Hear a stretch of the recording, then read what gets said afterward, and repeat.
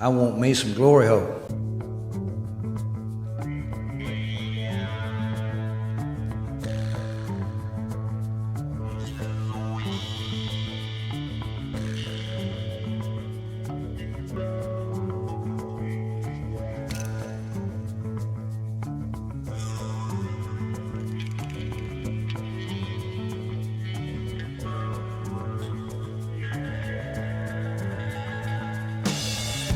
Oh, yeah!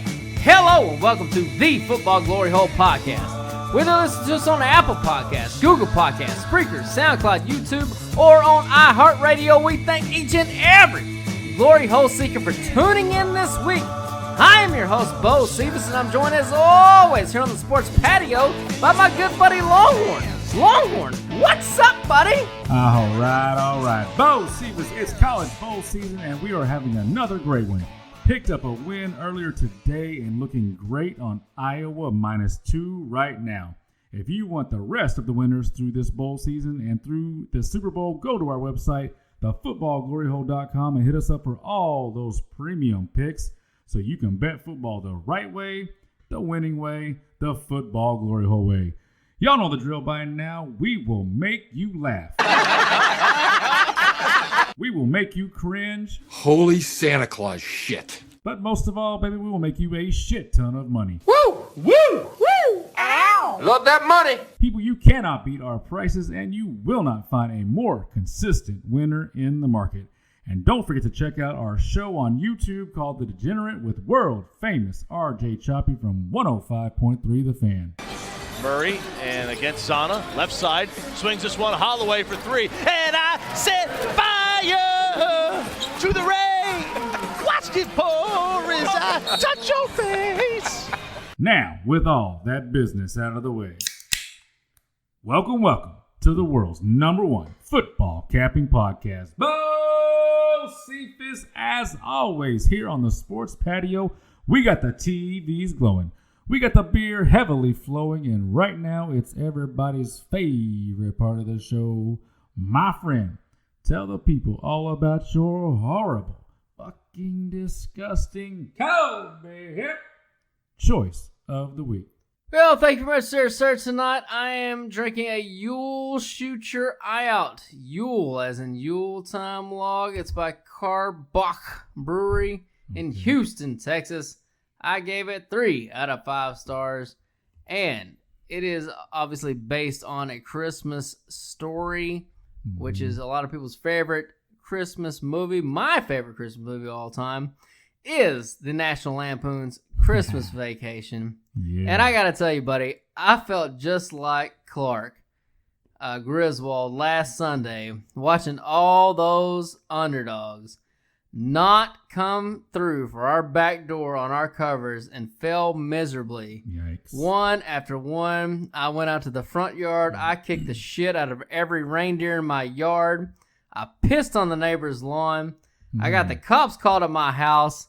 So, hallelujah. Holy shit. Where is the fucking Tylenol? Yeah, luckily it's not the gift that keeps on giving for us. You know, that's like a once in a God, I don't know. We've never had a Sunday that bad, so really that just never happened. So, you know, it's been a great year. Took a kick to the nuts on Sunday. We move on. Still, we've picked up all those losses back up already with the bowl season over the last week. So it's the way it goes. It is the way it goes, and here's the way this goes. We got a new sponsor this week, and here it is, baby. Well, hello, boys and girls. It's Christmas time again, and we all know what that means.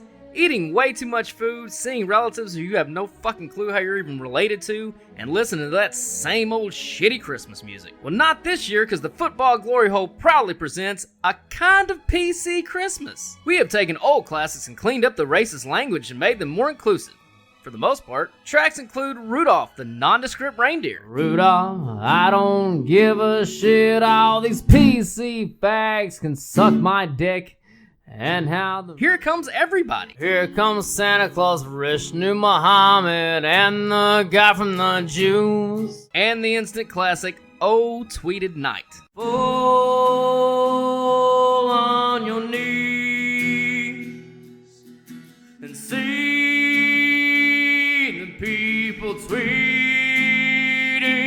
can get all these tracks and 87 more on our brand new 18 CD collection for the low price of $9,986 plus shipping and handling. And while you might say that's too expensive, we just want to remind you that it's Christmas time and Santa hates a cheap fuck. So Merry Christmas, Glory Hole Seekers, from our family to yours.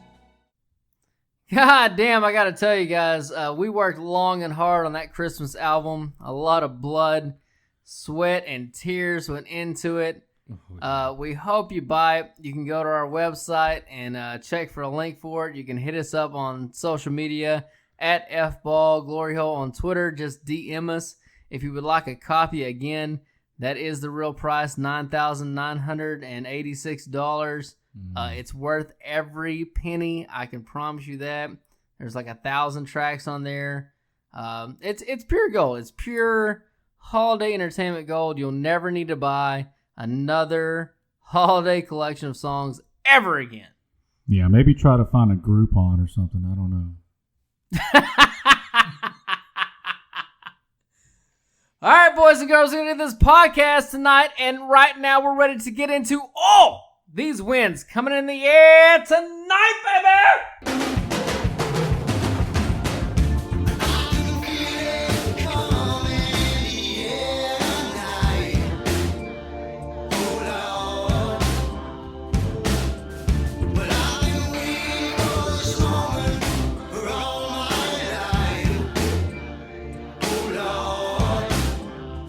All right, Longhorn, we're going to start in Houston, Texas. Carbach Brewery, home of it. And those Tennessee Titans come there, and they are now 5.5-point road favorites.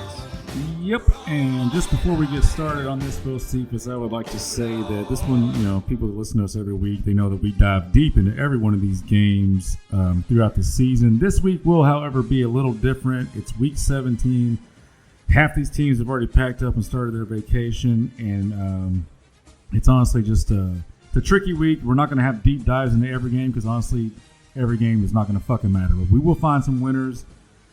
We will, pick up some straight-up winners for our people out there that are in the contest. But it will be a little different than you're used to. But you actually did start with one of the games that I do love. And this line really can't get high enough. It doesn't really matter to me what the number is because all the motivation is on Tennessee here. I do lean Tennessee.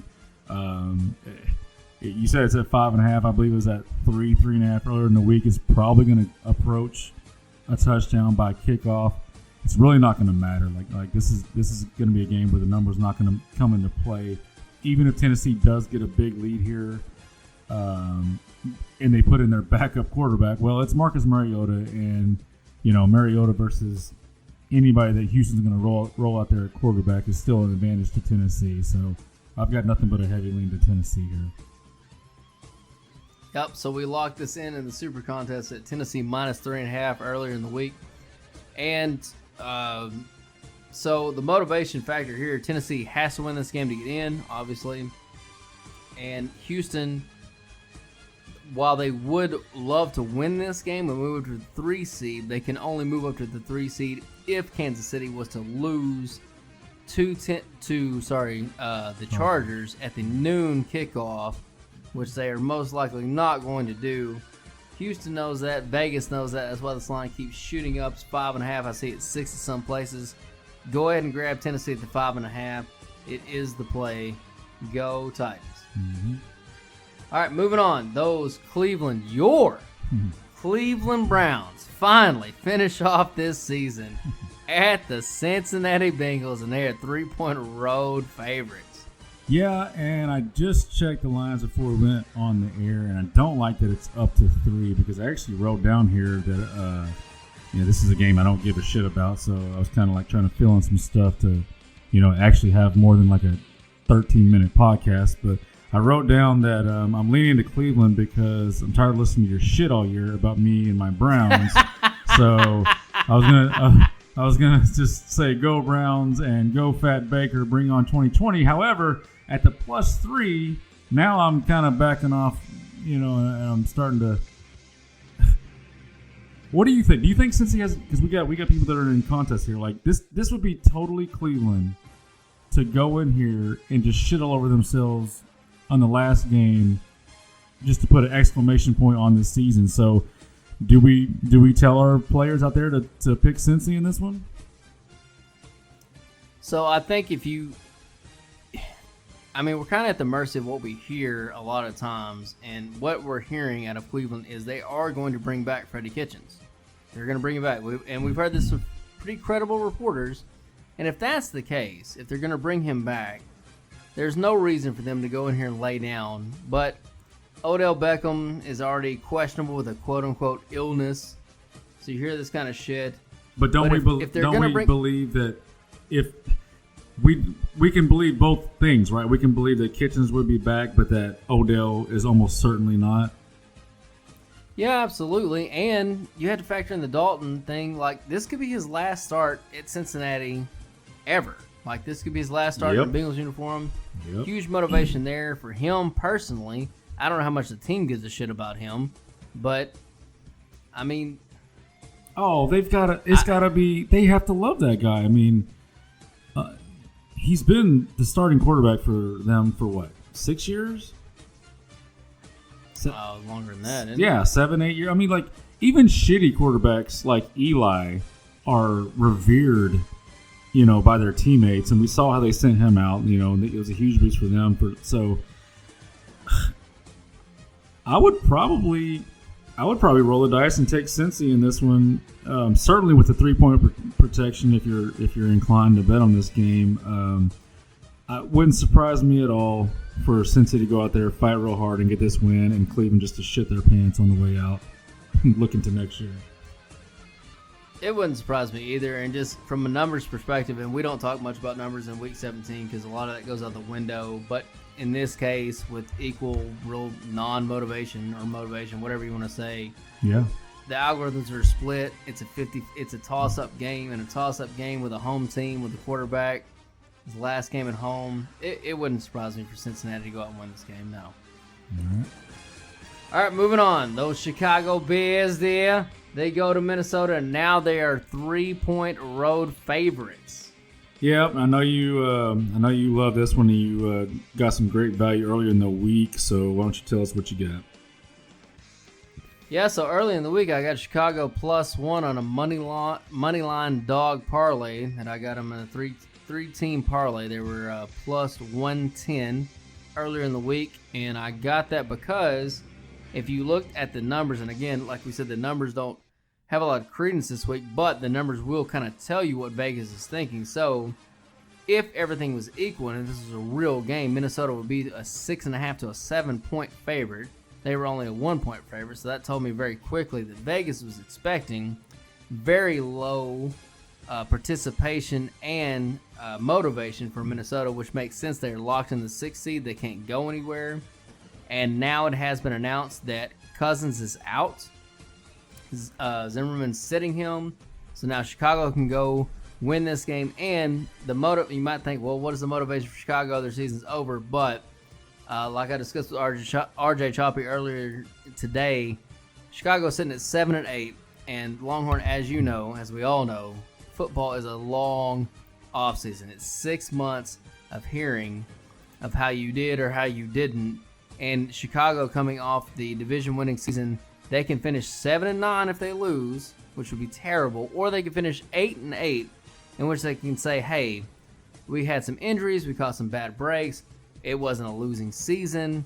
We still got Trubisky. He looked so much better in the last 5 games, and blah blah blah." God. It's a lot easier to sell to the fan. Which, let's not get this twisted. The NFL sells hope every single year. It's a lot easier to sell 8-8 than it is 7-9. Chicago has all the motivation. They are going to go out and win this football game. The value is gone from the money line parlay that I put in, but at -3, I still feel good about Chicago winning this game. I mean, Minnesota, they're not putting out Dalvin Cook, they're not putting out Kirk Cousins, they're not putting out anybody. So you got to think Chicago's going to go win this game. Congratulations, Chicago. You're just good enough to keep your shit-ass quarterback for another year. Oh, dumb face. All right, moving on. Indianapolis goes to Jacksonville, and they are now consensus 5-point road favorites. 5-point road favorites. Let me find this game. Yep, here it is. Okay, so I do have a lean to Indy here. Jacksonville has really just given up on the season. They're on I think it's a 1-7 ATS run. They have not been good at all. Really, the only thing keeping them from I'm trying to think of who's been the worst team over the last month or so, but the only thing keeping them from looking like the absolute worst team over the last month is the mustache coming in there with all his fire and his, I don't give a shit attitude and just slinging the ball around. If it wasn't for that, they would just look awful. Indy is just flat out the way better roster at this point, and they're actually healthier right now than they've been in a while. Ty is healthy. Marlon Mack is back and healthy. The offensive line is all intact. The quarterback's not good for Indy, but they're certainly good enough to cover this line against a Jacksonville team that is ready to pack it up and get the fuck out of Dodge. Lean to Indy. So it'd be so much different if Jacksonville would have they had a 1st and goal, right? We had them last week versus Atlanta. 1st and goal from the 5 to score the touchdown backdoor cover, and that was one of the things that made me go kick the shit out of the reindeer because they threw 4 straight passes and didn't fucking make it. Pretty hard.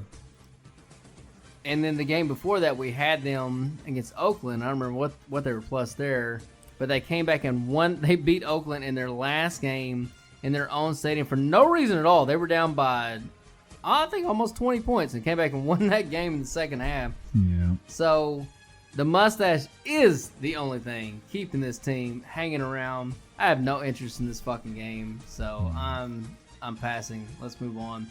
Atlanta goes to Tampa Bay. This game has been fluctuating between Atlanta -1, Tampa Bay -1. It is now back to a pick'em.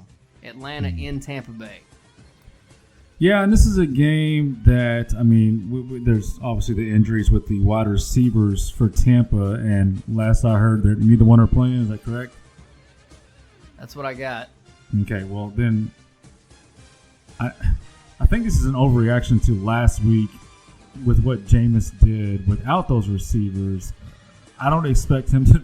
I don't think he's the level of quarterback that can go out there and just do that week after week after week. And Atlanta is one of the hottest teams in the NFL over the last almost 2 months now, so I've got no interest in stepping in front of that train. They've got no reason to not just keep doing what they've been doing to keep this momentum going into the next season.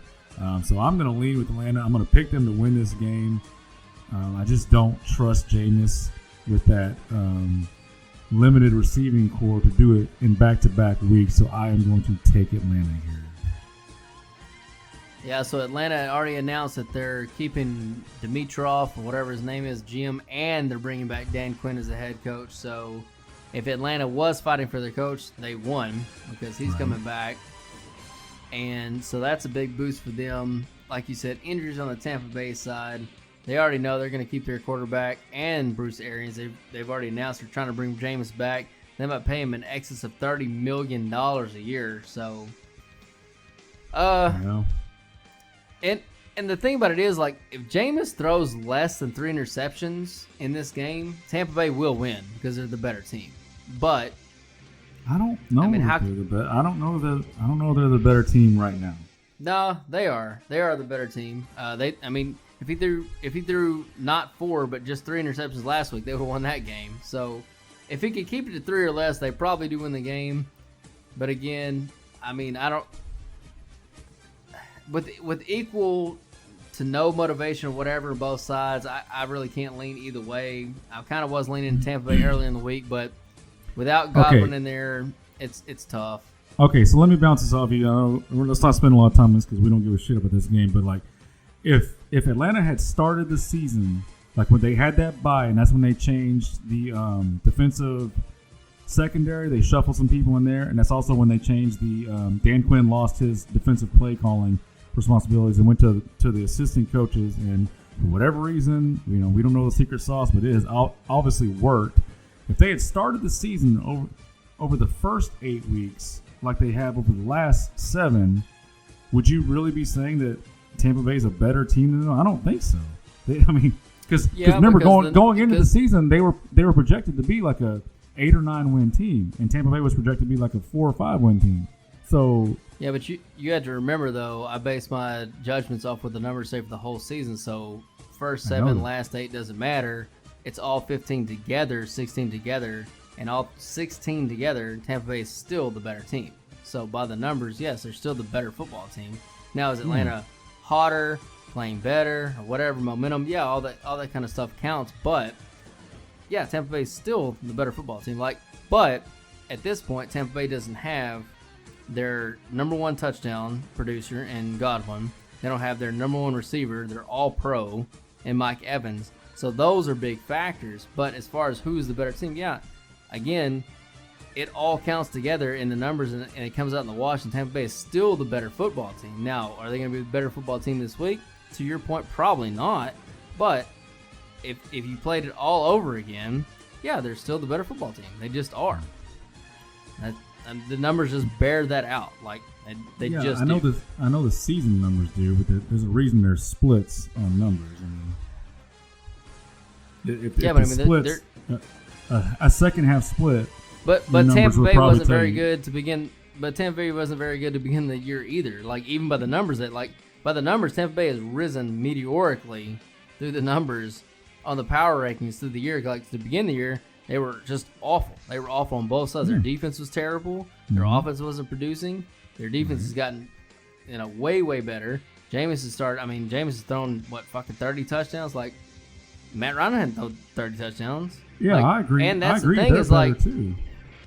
Atlanta's defense hasn't gotten that much better, really, if you watch the games. It's really just been the fact that Matt Ryan and the offense has started clicking, started scoring points again. So, it's not anything they did on defense really hasn't made that big a difference. It's really just been the fact they've started actually scoring the ball, which they should have been the whole time, because they have fucking Matt Ryan and fucking Julio Jones and Calvin Ridley and all these fucking weapons, and for whatever reason their offense wasn't working.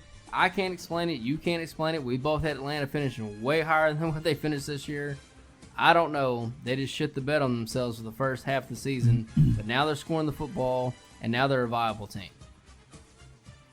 Yeah. All right, moving on. I got Atlanta. All right, moving on. Those Washington Redskins go to those Dallas Cowboys, and they're now 11-point road dogs. 11 points. So the NFL is really smart about how they do schedule making. They've got Washington, Dallas playing at the same time as Philly and the Giants for a reason. It's so that they can't. They want these games to mean as much as they can for as long as they can. They flexed it to that. Yeah, well, that wasn't the original scheduling. Right, because they're smart, because they want meaningful games. That's what they do. Now, I know that I don't even know how to pronounce his name, the receiver for Washington. What is it? Scary Terry. Yeah, we'll just call him that. I know he's been ruled out for whatever reason, and Keenum is in, but I just don't see that being enough of a factor with this huge number. And I know it's ticking up, so I'm going against the steam, but I'm going to lean Washington with the points here. Now, there's no chance in hell that Dallas loses this game, so they will win this game. But with Dak being affected by that shoulder and a 10, now 11.5 point line, I'm going to lean Washington. There's no chance in hell that Dallas loses this game, though. So pretty easy, straight up pick. Yeah, pretty easy, straight up pick. And if you want to hit the teaser on that, tease Dallas down. If it's 11, you get it down to 5. That's less than a touchdown. That's a pretty easy win for you. If you watch the Redskins play at all this season, which I don't know why you would, but if you have, Scary Terry is the offense for the Washington Redskins. He's the only offensive weapon that they have, period. So it's either that or 40-year-old Adrian Peterson back there running the ball. So without him in the lineup, the Redskins are really, really, really going to struggle to score the football as they have all season. So, they've struggled to score the football all season with him in the lineup. So without him, no chance they score the football. Dallas is going to win this game. And again, tease them down to the 5 points. You got it under 7. Easy victory there if you want to go Cows. All right, moving on. Those New Orleans Saints go to Carolina, and they're 13-point road favorites. Okay, so remind me on what the New Orleans, they have motivation to get the 1 seed, correct? They do, yes. And is there because Seattle and San Fran there's nobody playing in front of him. Right. So they play at noon. San Fran plays on Sunday night. So they have to win. So there's no chance of them laying down because they have to win the game to have any chance at the number 1 seed. Right, and here's the deal. So even if they get a decent lead and they pull Drew Brees, which is almost inevitable, you're going to Teddy Bridgewater. They're going to mix in, homeboy Taysom Hill to do his thing here and there. I don't see any way that a Carolina team that is on that since week 10 is on a 1-6 against the spread run and losing those games by an average of 15 points. I don't see any way they're going to show up and give any fight here. So even if New Orleans gets up, let's say 21-0 or 28-7 or whatever the case may be, and they do pull Breeze, I don't see any way that Carolina gives them any fight with the backup quarterback. So what'd you say the line's at? 13? Whatever. 13. Yeah. This is week 17. It's crazy, man. Because the whole rest of the year, never would I say who gives a shit about 13. But in this case, who gives a shit? New Orleans is going to cover this game. They're going to make sure they at least lock up the opportunity to get that number 1 seed. Saints big here. So I can't believe that you are just dousing your boy Will Greer here. Your man. He's not main crush. Is he even starting? I think they're going back to freaking Allen here. Oh, that's even worse. Are they going back to Allen? It really doesn't. It doesn't matter. They don't know what they're doing. They don't really give a shit. Yeah, I don't care about this game. New Orleans is going to win the game. So if you're straight up pool better, like we have a lot that listen to the podcast, New Orleans is obviously going to win the game. They have all the motivation to. Carolina has no motivation to. Their coach has already been fired. They're done. They're done. I would pull McCaffrey. I mean, you probably can't, keep him from playing a little bit, but I mean, honestly, if New Orleans gets up 21-0, you're really going to run out McCaffrey there to risk him blowing out a knee that's going to affect going into next year? No way. They're going to pull all their good players too. So yeah, this has blowout written all over it. All right, moving on. Those goddamn dirty Eagles go to the football Giants, and they are 4-point road favorites. Okay, now here is a game where we actually can handicap the way the rest of the season goes. Philly, of course, controls its own destiny here, and somehow one of these two shitty teams out of Philly and Dallas is going to host a playoff game. And I've been saying for weeks that it will be Philly, and I swear to God, it better be Philly, because if Dallas can somehow backdoor their way into a home playoff game, it's just there's just the football gods just.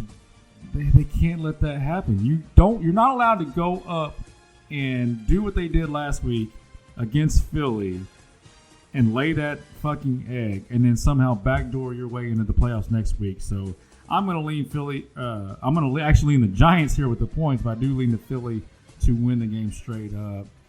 They just have the moxie and the grit to win a game like this. It's not going to be pretty. It's going to be ugly as fuck, but they will get it done. Now, Barkley and the offensive line for the Giants is kind of surging since they've gotten healthy, and Philly is fourth in adjusted rush defense against the run. So that will be the key to whether or not the Giants can stay in this game. Is if they can get Barkley going. Now he is only 89 yards short of 1,000 yards for the season, so that is.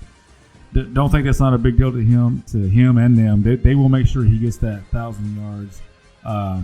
Now, obviously, Philly has struggled getting pressure this season, and Daniel Jones has been pressured in 42% of his dropbacks. But I just don't see Philly being able to do enough to affect Daniel Jones and their running game to blow this team out. So I know you got to lean here, and I know that Ertz has been ruled out, so that's kind of a big deal for Philly. Take it away with whatever you got. I would be close to calling a Giants upset, but I'm gonna let you take it away with whatever you got. So are you on Philadelphia or you're not on Philadelphia? I'm on Philly to win the game straight up. I'm on the Giants with the points, but I do think this is going to come down to like a field goal either way to win the game. I really do. All right, so show bet, I will take the Giants straight up to win this game. Oh, fuck yeah. The New York Football Giants. They are all 3 algorithms agreement. Again, we told you the numbers don't really matter week 17. Well, goddamn it, it does matter when the motivation is equal, and the motivation is very equal in this game. Philadelphia absolutely has to win this game, and the Giants absolutely want to win this game. They already blew their chance at the number 2 pick overall in the draft last week by beating the stupid-ass Redskins. So they know now they can't get that anyway, and they had their quote-unquote quarterback of the future throw for 5 touchdowns last week and like 400 yards or whatever he did. It's the best performance basically ever in a Giants uniform. So they are all drunk on Daniel Jones' love. They're going to win this football game because, one thing, they can score the football. And the Philadelphia Eagles cannot score the football because they don't have any players to score the football. They're down to literally nothing. Practice squad and Dallas Goedert. That's what they got left. The Giants are coming in, like you said, healthy, full board. They're going to win this game. They're going to run the Eagles' time. I got this as part of my moneyline dog parlay. The Giants are plus 180 on the money line right now. They're going to come in at home, and they're going to upset the Eagles and win So what the you're game. saying right Go now Giants. is what you're saying is that the Cowboys are going to be hosting a home playoff game. The Cowboys will host the Seattle Seahawks, and they will probably be Dallas -3 in that game. So you might as well book that for next week, and we're going to be talking about it in about 7 days, boys and girls. Terrible. Moving on, those Pittsburgh Steelers go to Baltimore, and they're -2 on the road in Baltimore. Yep, Hodges in and Baltimore resting players. Now, there's something to remember about resting players in this game and really the rest of them we're talking about. You're only allowed to have 7 inactive slots. So, you know, that's something to remember. Now, a team like Baltimore, they're one of the deepest teams in the league, obviously. So, if they sit 7 players, the maximum, it's going to affect them clearly because it's going to be all their Pro Bowlers mostly. But didn't they have like 11 or 12 Pro Bowlers this They had like season? 13. Yeah, whatever. So they still have 6 Pro Bowlers on the field. Right. So that's, one of them's the kicker, so you can, obviously he's going to play. Who gives a shit about him? But it just goes to show that, like, Don't you dare. sometimes the Don't sitting you can, dare. Don't you dare disregard he's Justin good. Tucker, sir. He's still just a kicker. Who gives a fuck? But, like, I do lean to Pittsburgh here. They're gonna, just because you don't actually inactive your Pro Bowlers, it doesn't mean that the other ones are actually going to play. You can still like have your backups play, more than them or most of the game or whatever. But we saw Baltimore earlier this year before they made the trade for Peterson. And when they were dealing with some injuries in that defense, on the defensive line, and to Jimmy Smith in the secondary, and they were just a flat out bad defense. They got lit up by Cleveland for 40 points, I believe, earlier in the season. I do look for Pittsburgh to have enough success offensively to win this game. However, that success is obviously relative to Pittsburgh. I don't think either one of these teams can hit 20 points, and I think I've cashed an under ticket on Pittsburgh for like 7 straight weeks. They're a dead lock under team with their trash-ass offense and their top 5 defense. That combined with the fact that all the offensive talent for Baltimore is going to be sitting, I lean to Pittsburgh to win the game because they are motivated, and I lean to the under in this game because Pittsburgh's a deadlock under team. Yep, I have no idea who's going to win this fucking trash-ass game, and nor do I care, but I do love your under lean because Duck Hodges sucks my duck balls. And RG3 will be starting for Baltimore, so that ought to be fun. Yeah. All right, moving on. Those New York Jets, Jets, go to Buffalo, and they are now 1-point road dogs. The Jets are 1-point road dogs? 1-point road dogs. Oh, sweet. So I get to hit that sounder. Sweet.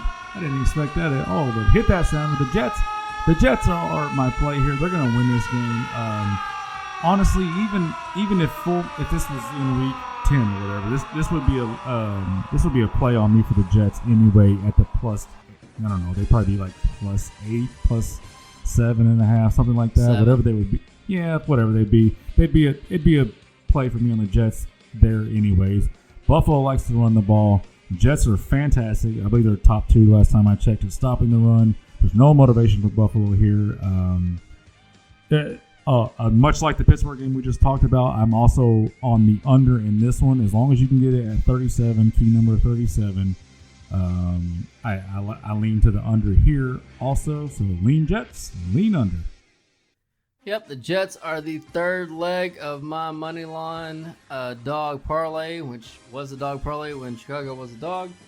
Jets going off at +105 at the -1. They are going to win this football game. Buffalo is locked into the 5th seed. Their coach is not committed to how long Allen will play. You can't think he's going to play very long, if at all. He's already banged up. And like I said earlier, Vegas tells you where the motivation and participation is in these games, and that's where the numbers are helpful because they would be a 6.5 to 7-point favorite. All things being equal, they're a 1-point favorite. That lets you know that Vegas lets you know that they are obviously not going to participate or be very motivated to win this game. And the Jets are very motivated to win this game because they've got a young quarterback, a first-year head coach. They want to go out on a winning note. Positive momentum is everything in the NFL when you go into the offseason, especially when you know you're not going anywhere. They don't give a shit about their draft status. They've got their quarterback for the future. There's no reason for them to lay down and lose this game. Go Jets. All right, my Emma goes to New England. They are 16-point road dogs. Yeah, I know we've talked about this a little bit during the week, and I know that we're both pretty much leaning Miami. I think you're more on Miami than me. Something doesn't feel right about this. Something. If this game was in, I don't know, October, November, I would feel much better about it. There's something about New England in late December, almost January, and Miami going to them. It just doesn't feel right. Now, that's a huge number, so I'm never going to fight too hard on taking almost, 16 and a half, whatever it's at. So I will still lean Miami, and Fitzpatrick has been just slinging and running over people all year. So it's not a horrible pick, but just something doesn't feel right. I don't think most people are going to bet this game. It's obviously New England on the straight up side. What do you got over there? Because I know we both lean Miami, but something you've got to have something in the back of your mind is saying, wait a minute, it's almost January in New England, and this is a Miami Dolphin team. You're not thinking that at all? Well, a couple things keeping me from thinking that. One, the Fitzpatrick factor. So Fitzpatrick was voted team MVP, which means his team loves that dude. And that dude, like for all the teams, and we're talking about motivation, no motivation, going down, laying down, all this kind of stuff. That dude doesn't lay down for anybody or any fucking thing. He will never stop fighting. He is the consummate pro. He will always go out there and participate. That's number one. Number two, the numbers on this game, and again, like we said, numbers don't mean a lot this week, but when motivation is equal, which we feel the motivation is equal in this game, because Miami has no reason to go down and lay down this game. They've already lost their top draft status. They are what they are at this point. And New England has to win this game to get the number 2 seed. So motivation being equal, that sets that apart. And then, so the algorithms all agree on Miami. And then here's a very, very obscure trend. And I haven't brought up one trend all this entire podcast, and there's a reason for that. I don't believe in trends in week 17. However, this is a very, very obscure trend. And it doesn't happen very often. Actually, it's only happened once all year this year. But if you look at the spread and the total, and if you take the spread times 3, and if that's more than the total, so the spread is 16 times 3, that's 48. All right? My math right on that? Yep. The total is 44.5. If the spread times 3 is more than the total in the NFL, the favorite covers 38% of the time historically. 38% trend on that. All right. So that's a very big correlation to too big of a spread to too little of a total, and Vegas tells you the expectations on the spread and so total points and who's going to win. I like Miami. Let's go fighting Fitzpatrick's. There you go. All right, Green Bay moves on to Detroit, and they are 12.5-point road favorites. God, I hate this game. I'm not going to spend a whole lot of time here. Detroit has been just absolutely awful for the last 10 weeks. Stafford was actually having a pretty damn good season, one of his best as a pro. And I believe they were 500 after 6 games when he got hurt. But since then, they're on like a 2-8 ATS run or whatever it is. It's just awful. What motivation wise? Do we have anything here? Any reason? I don't see any reason for Detroit to. Their quarterback's awful. Like that David Blowme, whatever it is. He threw those 2 touchdowns on Thanksgiving Day in the first quarter, and he's had 2 touchdowns since then. Did you know that? You know he threw those 2 in the first quarter, I think, on Thanksgiving Day, and he's had 2 touchdowns since then. He's fucking awful. He's got good footwork, though. Good footwork. No, he doesn't. He does not. Now, give me any reason to doubt why Green Bay doesn't just roll this up here. No, I don't have anything in this game. I don't give a shit. All right, move on. All right, the Chargers go to Kansas City, and they're 9-point road dogs. Yep, I know you got something here, so take it away. Yep, so Kansas City has to win this game to lock up the number 3 seed, and they play at noon, which is big because that is before the Houston Texans game, who is the team that could take them out of the 3 seed. Now, I gave this out on Choppy's podcast earlier. It is still at 8 points and 8.5 points at a couple different books right now. The biggest key to this is tease this game down. 2.5. Get under the 3 points because Kansas City is going to win this game. They do have to win this game. However, they do not have to gain this margin. And Patrick Mahomes, despite what anybody says, he is banged up. He's not 100% healthy. They are going to get him out as soon as they can. Phillip Rivers is not going to come out of this game. It's probably, maybe, his last game in a Chargers uniform. So there's no chance he comes out. So you're going to get backdoored by a touchdown or something. If you play it at the 9, get it to Kansas City minus 2.5. They will win the game. You got to feel safe with the 2.5 point, the under 3 point protection. Kansas City will win to lock up the 3 seed. And you're thinking to yourself, why does it matter 3 or 4? It's a big deal because if the first round of the playoffs goes chalk, right? 3 beats 6, 4 beats 5, then Kansas City would actually go to New England and play them in New England. Which, again, who the fuck wants to go to New England, play New England? Well, Kansas City already went to New England and beat New England in New England.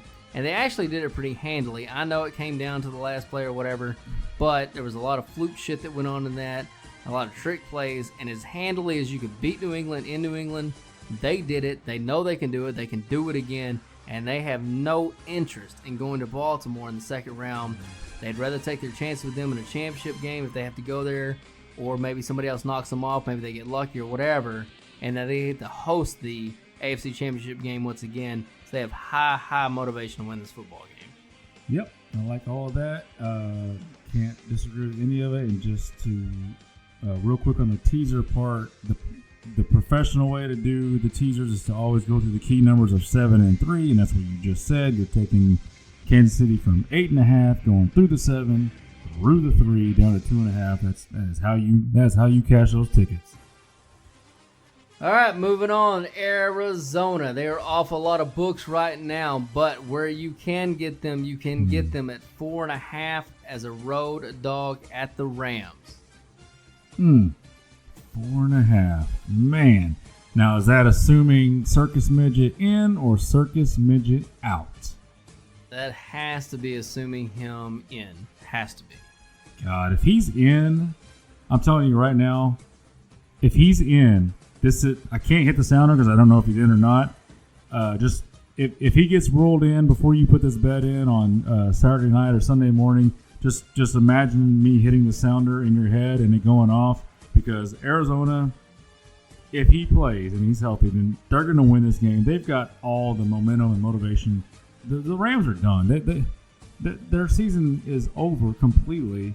I don't see any reason for them to show up and play hard. That wouldn't even surprise me at all if they kind of pack it in and almost play like a team that's resting for the playoffs, except they're just more like resting for the offseason. If the midget plays, give me Arizona to win this game straight up. If he does it and it's fucking Hundley, yeah, completely out on this game. And then you got to take the Rams obviously straight up. So you got anything on this one? Nope. All right, moving on. Oakland goes to Denver, and they're a 3.5-point road dog.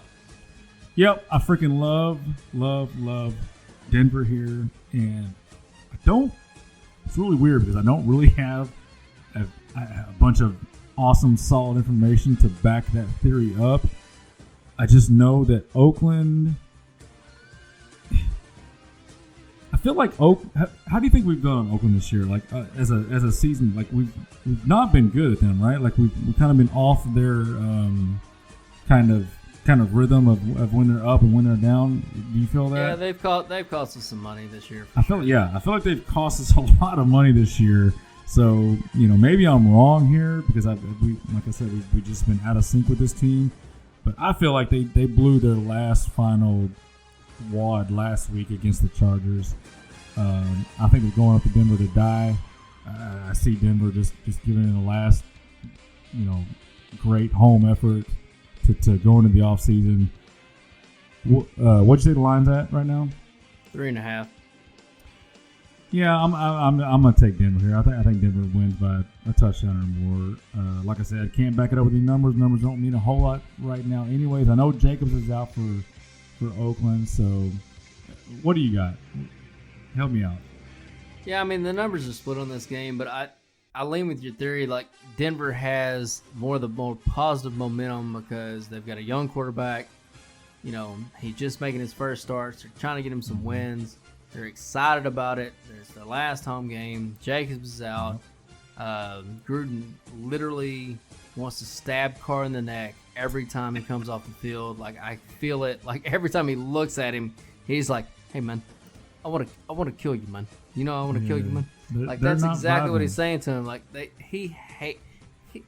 if Gruden could hate any person on the earth more than Derek Carr, I would hate to see it because that dude stares daggers at him constantly. Like he fucking hates him so much. So I like your theory on Denver winning by a touchdown here, maybe more. I mean, if Oakland gets down and it gets ugly, I could see Gruden being Gruden and being an ass and pulling Derek Carr in this game. I could actually see him doing it. That would be rough. That would be rough. Now, but I could see him doing it. Now, while you were talking, I went to look at the Denver forecast. It's supposed to snow. Shocker, over the next couple of days. Now Sunday, it's showing that it's going to clear out as far as the snow, but it's still going to be like 25 degrees at kickoff. So too cold for those California Raiders / Las Vegas Raiders. That new stadium they're building in Vegas, though, looks fucking awesome. And I cannot wait to go see a football game in that thing. It looks like the goddamn Death Star. It looks fucking great. Yeah. Sweet. All right, moving on. San Francisco. This is the Sunday night game. Goes to Seattle, and they're now 3.5-point road favorites. Yep. Injuries here. Obviously, Marshawn Lynch is back for Seattle. It's not going to make a fucking goddamn bit of difference for them. Who gives a fuck? He's not back because they necessarily want him. He's back because they absolutely need any swinging dick that isn't hurt to come play running back for them. But that doesn't even begin to describe their injury situation. They just recently lost 2 starters on the offensive line.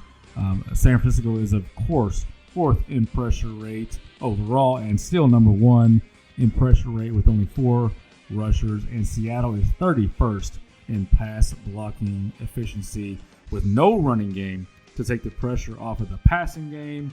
And the offensive line not being able to block for Wilson and dealing with 2 more injuries on that offensive line front. This is a heavy lean to San Francisco for me. The number is low simply because the magic of Russell Wilson, but it's not going to matter. We saw how the injuries stacked up for them last week and against Arizona, and as good as Wilson is, he can't overcome 0 running game and 0 pass blocking. Heavy lean to San Francisco for me here. What do you got?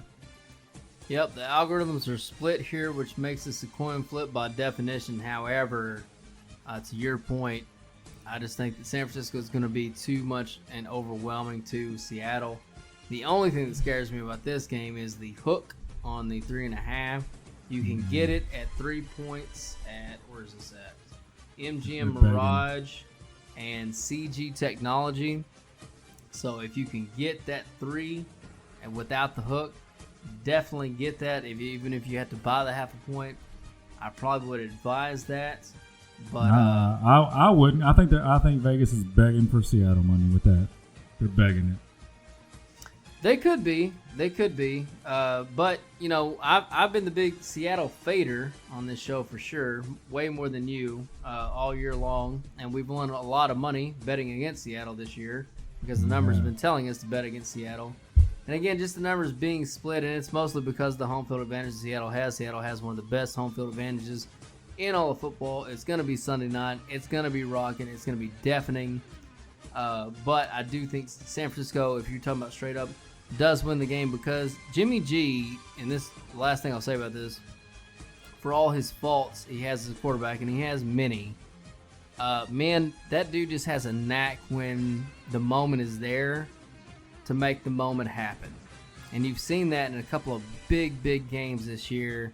The New Orleans game last week was that against the Rams, right, when they could have lost easily. And he makes the big play, the one is 3rd and 14, 16, whatever the fuck it was. The one big throw, man, that dude just has those kind of just, you know, Eli Manning type just swinging nuts. When that shit hits the fan, he can make that one big play happen. But he also has the tendency to play really shitty for a big portion of football games, a la Big Ben. So that's the really only thing that scares me. But if they can get out there and run the ball in Seattle and establish that running game, which is that's the big secret about San Francisco that everybody's not talking about because they like to see Jimmy G's handsome face, which, I mean, the dude is good looking. Can't blame you. But the big advantage they have is that running game. And it's really funny to me, Longhorn, that the team, like, you know, it's passing league, pass. And we hear all these people locally here on the fan, pass. You got to pass. And the biggest running efficiency teams in the NFL, San Francisco, Seattle, Baltimore, are going to be the top seeds, right, in both conferences. Football's not hard, folks. You fucking block the man in front of you, and you fucking knock him back. Seattle was one of those teams too, but guess what? They've lost offensive linemen, and I don't know, 3 running backs. For sure, and that's why I do definitely lean with you, San Francisco. But it's just funny to me that everybody's like, oh, pass, but the running game is what's carrying these teams to these top seeds. And it is what's going to carry them through the playoffs because, God damn it, people, it gets cold. It's December, January. It's hard to fucking throw the ball and catch the ball when it's fucking 20 degrees outside. So, anyway, let's get it. That was all them wins coming in the air tonight, baby!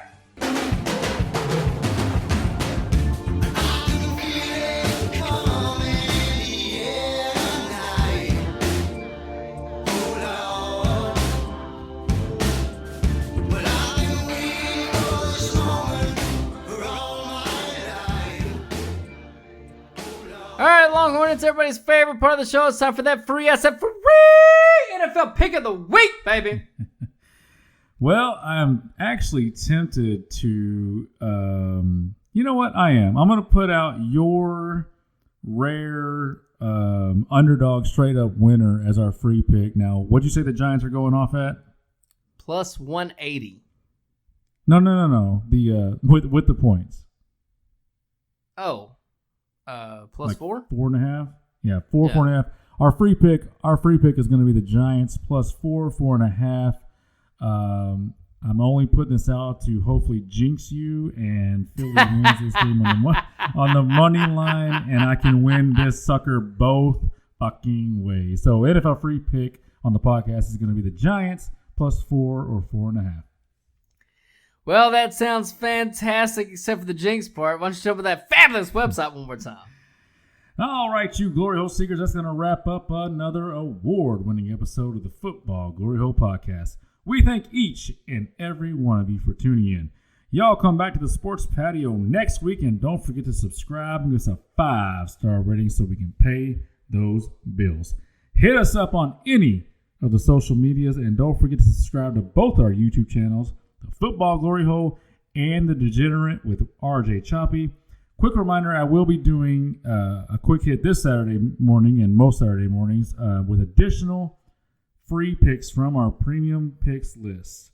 Now, if you're only taking our free picks from the podcast and the quick hits on YouTube, you're so stupid. Stop doing sports all wrong and sign up for our premium picks at our website so we may become partners for life and both Cephas, as always, in a mostly non-sexual way. People, stop throwing away your hard-earned money on the guessing game. Let the pros do the heavy lifting.